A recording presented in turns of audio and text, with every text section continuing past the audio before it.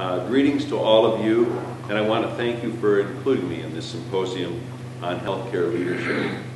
It's my great pleasure to be part of the symposium in celebration of the inauguration activities for Dr. Angela Franklin. I'm pleased to be here. I'm pleased that your curiosity and interest extend to this very important topic. While your days are filled with assimilating the knowledge and technical aspects of clinical medicine, there remain many subjects that will impact your professional lives that are not covered in the basic sciences or clinical rotations. Now, when medicine is facing some of the most significant changes and challenges in my professional life, I'll share some of the very pathways to becoming healthcare leaders and shape the future of medicine. It's been stated that healthcare will change more in the time between 2006 and 2015 than it did in the 40 years between 1965 and 2005. You are experiencing a time of serious debate, deliberation, and decision about healthcare in the United States. It's no surprise that the present discussions are such a monumental undertaking about who will be covered, how the cost will be managed, and how waste and inefficiency can be reduced.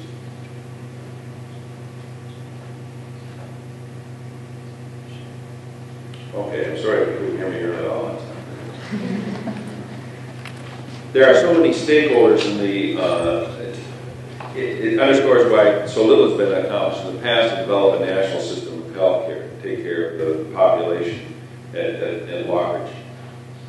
There are so many stakeholders in the process: each citizen, healthcare providers, politicians who determine healthcare policy and payment, pharmaceutical manufacturers, healthcare systems, nursing homes and rehabilitation centers, insurance companies, and the list goes on. I challenge you to experience a day where you do not hear or see a media item that is not dealing with the subject of healthcare. It remains a central topic of debate at the national political level and will for the immediate future. This is your future that the media are talking about, and that's why it's imperative that as you ready yourself for your medical careers, your education will not conclude with the end of your residency training. The pace of change has accelerated. Many of the issues in healthcare today, such as accountable care organizations, integration of healthcare services, employment of physicians, increasing uses of technology, including electronic health records, both in the health systems and in medical offices, weren't even prominent factors just a few years ago. Hospitals were barely known a few years ago, and now they changed the dynamic of care continuity of primary care physicians. When one considers the increasing role of the government in healthcare, including Medicare, Medicaid, Veterans Administration, prison populations, and others, it's not surprising that there's more control and mandates coming from Washington, D.C. Our current economic situation necessitates changes in healthcare delivery. Value and not volume is the current mantra, and fee-for-service is gradually disappearing. The value equation is at the bottom of the slide here: quality over cost. To be effective, this will require modifications in how healthcare administrators and physicians approach medical care. You are likely to hear more about dyadic leadership, where physicians and administrators work in concert to develop strategies to deliver cost-effective care and to have co-accountability for the results. Accountable care organizations will be responsible for the health care of a population of patients. Incentives will exist to reward the healthiness of patients, not just hospital care delivery and office-based services.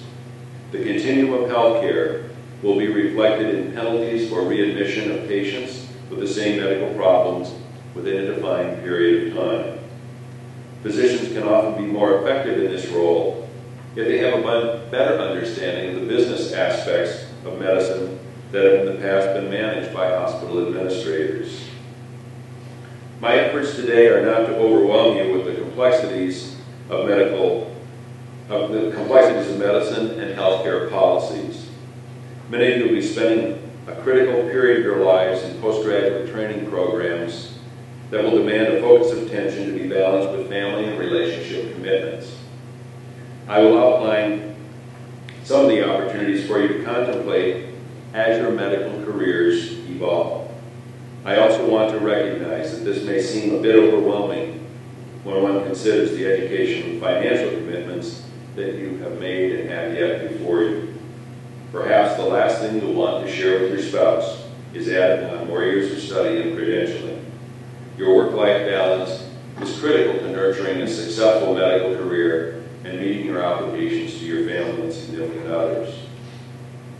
I will try to provide some models and methods that will allow those who are interested an opportunity to expand the knowledge base and skill set that will help you become more effective healthcare leaders. I believe that our other panel speakers will address why healthcare leadership is important, and I will try to address the how to give some insights and pathways to enhancing your leadership skills. For many of you, being a leader is already part of your personality by virtue of the fact that you're students here. Some of you have filled leadership capacities in high school and college and even on your campus activities here at Herwig University. Such things as student organizations, student government, service organizations, all provide you as a cauldron for developing your leadership skills and dealing with people. As you go through your various levels of academic training, you'll have other opportunities, and sometimes it just may be that you're going to be busy enough as a resident or in your training that you may not have time for it. But if you have the mindset that you're going to create the time for it, it's probably something that's doable. You can probably do the things that really set your mind to it, carve out the time to do it, because somebody's going to have to pick up the yoke of the leadership to do it. So I would encourage you to get involved. As you go through your practice, there will be other opportunities at different levels. And it's important just to get involved because if you're going to be involved with leadership, working with hospital committees and specialty groups allows you an avenue to become involved. I don't mean to reiterate some of the introductory remarks, but I'm going to talk about some of the other speakers may as well, because I want you to have a little sense of our own careers. So I don't mean to belabor the introductory remarks, which I'm grateful for, but I'm just going to kind of talk about how I got to where I am, and not that that's necessarily a blueprint, but it's just to give you an idea of the timeline and how I came to do the things that I did. My undergraduate degree in pharmacy from Drake University was followed by my M.B.A. graduation in 1976. And then after my internship and residency training, I did service time in Washington, D.C.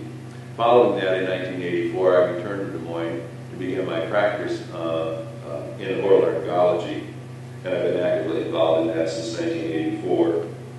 I returned to Drake to get my M.B.A. in 1999, and I don't tell you that just to tell you that I got a graduate degree, but to tell you that there was a 10-year interval between when I came back to Des Moines and when I started my graduate studies. So it's not something that you necessarily have to get involved with. Your career arc may tell you that fits better when your children are a little bit older and when it fits your lifestyle and your other commitments. I became certified as a physician executive through the American College of Physician Executives in 2001. It's significant to remember that if you want to be engaged in healthcare leadership, get involved with groups that constitute your professional life. Showing an interest and showing up are two important attributes toward leadership development. When the Iowa Clinic joint ventured with Iowa Health in Des Moines to develop the Lakeview Surgery Center, I became involved with the planning and development of that and was the first board chair of that, which I did for 3 years until I became the chair of the board of the Iowa Clinic, which I did for 7.5 years until stepping down in March. There are other board commitments that have followed, usually largely involving the health system here in Des Moines, Iowa Health Des Moines, which is the 4 metropolitan hospitals, Lutheran Methodist Blank and Methodist West, and then I'm on the Parent Health System Board, which is the affiliate of metropolitan areas across Iowa and now in Illinois as well. While much of my foundational work was self-motivated, getting a business degree allowed me to appreciate looking at medicine from a different set of eyes, because business people approach things perhaps a little bit differently than those of us in the medical disciplines. The other thing that I did after that is I started taking, when I became certified as a physician executive, I did a lot of work through the American College of Physician Executives. And you'll hear a lot about that today because I think it's a wonderful organization that helps people to obtain the coursework and the networking that may be helpful if they've decided that maybe getting a graduate degree isn't important. Getting the other coursework that will allow you added skills is something that you can do by attending meetings. You can also do it through online training, so you can do this through distance learning, largely at home. So you can fit it into your schedule, but still pick up those added courses or skills that may be important to you. While I was the board chair at the Iowa Clinic, I attended the yearly meetings of the American Medical Group Association. A recurring theme of these meetings was how to develop physician leadership to meet the challenges of the future. Although individuals can attend a seminar or meeting, there may not be a critical mass of interest to develop the strategies to change healthcare. It's often easier to do that as a group or a collective than operating independently. Some institutions, such as Harvard Vanguard, partnered with the Harvard Business School, and Henry Ford in Detroit partnered with the Business School at the University of Michigan to help train their healthcare leaders. At the Iowa Clinic, we decided that to involve several of our physician and our senior administrative staff, we needed to minimize time away from their busy practices. We also wanted to partner to remove financial barriers and create a learning opportunity on campus by creating a learning opportunity with an educational institution that could bring teaching to us. We did not expect that our leaders would just evolve spontaneously. We partnered with the University of South Florida because they have the program and experience of working with other groups through their Center for Transformation and Innovation. We had several meetings initially with our board and with the people from USF, and also we had some people from Action Coaches. That was kind of the triad that we developed for our Learning Institute to develop our physician leadership and our senior management. After we worked out the details with the board, we took this to our membership because you have to convince the people paying the bills that this is something that's worthwhile. There's going to be a return on investment for the money they're putting forward to bring the people in to do the educating. After securing the support of our membership and having a deliberative selection process, we launched the Leadership Institute in June 2010 with 13 physicians and 4 senior administrators. These are some other things for leadership. I think I echo what Dr. Franklin said. Leadership doesn't always have to come through the people you work with. There are people that you work with in your medical field. They can be people that you work with through service organizations, fraternal organizations, churches, any number of people. You can find people that you can admire about how they lead and how they interact with people. Each member of the cohort in the Leadership Institute went through a 360-degree assessment where you're basically evaluated by those that you work with in a anonymous fashion, and this sometimes can be very eye-opening because things that you feel that you're really good at, others may feel that you're kind of weak at. Each member of the cohort was assigned to a project team, and then we had them complete the 12 modules that we self-selected. That was one of the really things we liked about University of South Florida. They had several modules that you could customize your program to. So as it says on the slide here, basically it was going to take 1 year, and our students would meet on Thursdays from 3 p.m. to 8 p.m. And that really required a commitment of a lot of people in the clinic, not just the ones attending class, because somebody had to cover their practices while they were in class. And then the only thing that we asked, because there was no financial burden that was put on the members of the class, but we said we wanted them to make a commitment to remain with the Iowa Clinic for 5 years. So that hasn't been a problem. This is basically the thrust of what we were trying to do working with USF, leading with strategy, leading with people, leading people, and leading for results. That became the mantra of what we were about.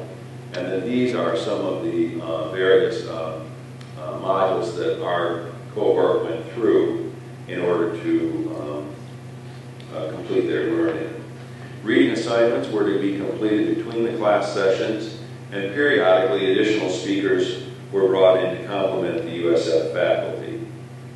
Action coaches met with each of the students individually to assess their strengths and weaknesses and to develop the latter. Parenthetically, I would like to add that 2 of our experienced senior managers that went through the class are graduates of the Master of Healthcare Administration program at Des Moines University. One of them is the senior manager for the surgical specialties at the Iowa Clinic, and in fact includes my department of otolaryngology, head and neck surgery. At the graduation ceremony this past May, each of the 3 project teams presented their findings and suggestions. The project teams discussed healthcare leadership, customer service enhancement, and the cardiovascular service line joint venture with Iowa Health Des Moines. We are beginning our 2nd class. In fact, they'll begin this afternoon at 3 o'clock with their first meeting, which has 14 positions and 4 senior managers. The board didn't have a hesitation about budgeting for the Leadership Institute after seeing the results of the first class and realizing the return on investment of what was put into that. To cite another local example, I'll briefly mention the Physician Leadership Academy of the Iowa Health System. Now, it's probably coincidental that both these programs started probably within a month of each other. The Leadership Academy, through the Iowa Health System, they also recognize the importance of needing to develop physician leaders. So this was done under the direction of Dr. Alan Kaplan, who's the Vice President of Medical Affairs and the Chief Medical Officer for the Iowa Health System, and he's also the immediate past President of the American College of Physician Executives. The health system contracted with the ACPE to develop a year-long curriculum that would reach the affiliate sites by video conferencing. And this is a map that's kind of showing where those affiliates are. Sioux City, Fort Dodge, the 4 metropolitan hospitals in Des Moines, Waterloo, Cedar Rapids, Dubuque, Quad Cities, and there's several hospitals in that area, including Rock Island, Muscatine, and Bettendorf. And the newest affiliate is Methodist Hospital in Peoria, and they will be having students included in their 2nd class. The Physician Leadership Academy graduated their 1st class and is beginning their 2nd class, consisting of 40 physicians who were selected among 85 applicants. It is a design of both programs that the graduates can serve as mentors to subsequent classes. Each of the programs will be designed so that CME credits will be earned for the didactic work. The ACP program also provides coursework completion that can be applied to other graduate programs. The difference being that ours was an on-site program because that met our needs, because all the physicians were in the metropolitan area. Video conferencing was really the only logical way that the Physician Leadership Academy was going to be able to do this through the health system. There are now degree programs on 2 campuses that offer the Master of Medical Management degree. Again, this was in cohort with the American College of Physician Executives. These are the Marshall School of Business at University of Southern California and Carnegie Mellon Heinz College of Business. The ACP also partners with Jefferson University School of Population Health to offer a Master of Science in Healthcare Quality and Safety Management. This is in Philadelphia, a program that just started within the past year. There are numerous universities that offer M.B.A. degrees, often during that offer executive MBA degrees, which offer coursework often during alternate weekend classes. I'm pleased to note that there are students, possibly in this room, who are pursuing both the combined DO and PH degree at Des Moines University. In the manner that you will remember your college and medical school classmates, the Leadership Institute creates a camaraderie that I personally regard as the strength of this learning method. These are the people that will lead their respective organizations, and having this collective experience gives them a working partnership and support group. I strongly believe that it is the long-term interest of a medical group, whether it is independent, employed, or integrated, to devote the time and the resources to support healthcare leadership activities. Some of you may be inclined to independently pursue your own educational opportunities. The positive aspect of this approach is that you can do it on your time schedule. The disadvantages are that you may bear the entire cost of the education, and also that it may be more difficult again to act alone. A critical mass of people may have an easier time convincing others to support a specific project or idea. Now, I've mentioned two vibrant programs in the metropolitan area that are devoted to develop healthcare leadership through deliberate educational coursework, personality assessment, community building, and project completion. While these leadership institutes and academies are not unique, you may need to discover if there's opportunities for personal development in the communities and healthcare practices where you reside. If there are no such opportunities, your first project may be to convince others of the importance of leadership development. That is one method you can use to demonstrate leadership potential. I want to just talk a little bit about the group that I work with, because I had the great fortune to be the chair of the board there for a period of 7.5 years. So I want to kind of talk a little bit about the organizational framework and then tie that into leadership activities with my role there. The Iowa Clinic is a multi-specialty group of 110 physicians in 25 medical specialties, founded in 1993. We have a 12-member board of directors and a physician-directed, professionally managed corporation. The board is empowered to make policy decisions, but at our quarterly shareholder meetings, items of strategic interest are often put to member vote. In leadership, it's important to remember that you need the support of others to be an effective leader. The board meetings are open to any member, and immediately following our monthly board meetings, an email communication is sent to members to outline the issues that were discussed and the decisions that were reached at that meeting. Members are also free to raise issues at the quarterly meetings. Major decisions, such as the construction of our first and second office building and the decision to institute our electronic health record 5 years ago, were decided by a super majority vote. That is, 75% of the shareholders had to be in favor of it, rather than just a simple majority. Any shareholder can vie for a board seat. Our board terms are for 3 years and can be renewed on 2 occasions. All board candidates, including our current board members, are processed by a nominating committee that consists of 3 board members, 3 committee chairs, and a member at large, and that nominating committee is rotational, so it's not the same people every year. Board members are elected annually, although the board chair is asked to serve for at least 5 years and to give a 1-year notice before stepping down. This allows for the orderly selection of a board chair select, which then serves in a 1-year mentorship capacity, kind of learn the ropes before becoming the board chair. The medical executive committee, consisting of the CEO, medical director, and chair of the board, and board chair selected, that's existed at the time. They meet weekly, and they're empowered to make decisions between board meetings. I mentioned the construct of the Iowa Clinic because of the strong emphasis on governance matters. As we will see the changes in healthcare that confront us, the concerns of physicians will include the things mentioned on the slide here. And I think they're going to be the concerns of any of the medical professionals that are matriculating through Des Moines University. And this is going to be your future. Certainly professional fulfillment is at the top of the goal. If you're happy in what you do, you're likely to be a lot more successful. Security of employment in the current economic climate it's a significant concern, because once people get set up in their practice, they want to know that there's going to be a place for them if they elect to stay there for the long term. Representative governance is important because people want to feel that they're working with someone in community. They don't want to feel that they're necessarily working for someone and not having a voice in perhaps their work environment. The transparency of actions is important because people want to know that things are pretty much out in the open and they don't occur behind their back. If you don't have good communications, that's really where the rumor mills get started, and it can be rather toxic to an organization.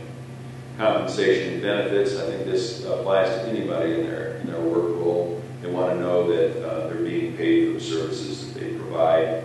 And then the bottom one, work-life balance issues. This is really critical because as you grow in your practice, that's often when you're starting families, and your family will need to have time set aside so that you're not so professionally involved that they have to take a back seat.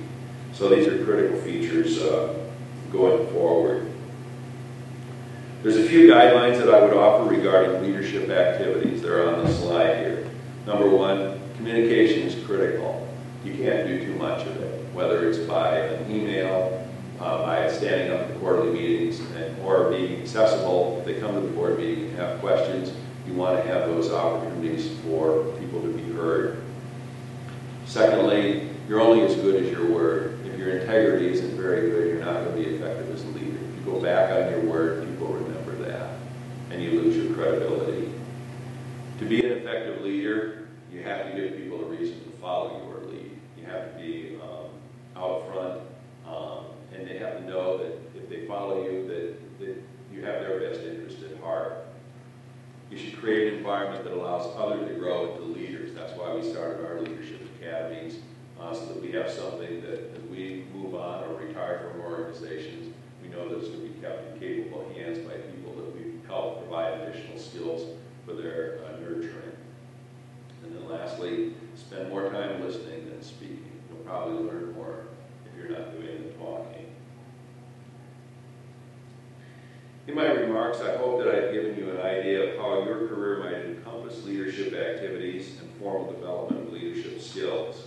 The examples cited are just some of the avenues that exist and of the local efforts to recognize the importance of and commitment to leadership development. One can begin this process by reading motivational literature that will offer alternative methods of interacting with people.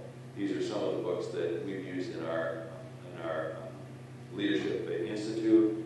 These are books that you can pick up, and it takes you outside of the medical literature, but it'll give you some inspiration about how other people have found their leadership niche by people who are well-versed in what they do. And these aren't necessarily people that are in the medical disciplines, because leadership really is something from within that you nurture by learning from others. As your careers evolve, you'll encounter people in leadership positions whom you'll admire and respect.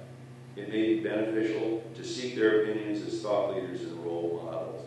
Certainly, Dr. Franklin mentioned that with Dr. Sullivan as an example, and you'll encounter all kinds of people. And if you can use these people as a role model or even to serve as a mentor, they can often be influential in guiding your careers, taking an interest in what you do, and that you become successful. These people will have diverse backgrounds, but there's something you can learn from each of them if you maintain an open mind and a willingness to learn. I'll be happy to entertain any questions. We're going to have a panel discussion here, and I'll be happy to entertain any questions that you have after we have the panel, or I'll be happy to speak with you later. I just want to close with these words because I think they're really poignant. These are the words that Steve Jobs gave to the commencement, in his commencement address at Stanford University. The only way to do great work is to love what you do. So it's my hope for each of you in this room today that that will be your experience. That when you get out in your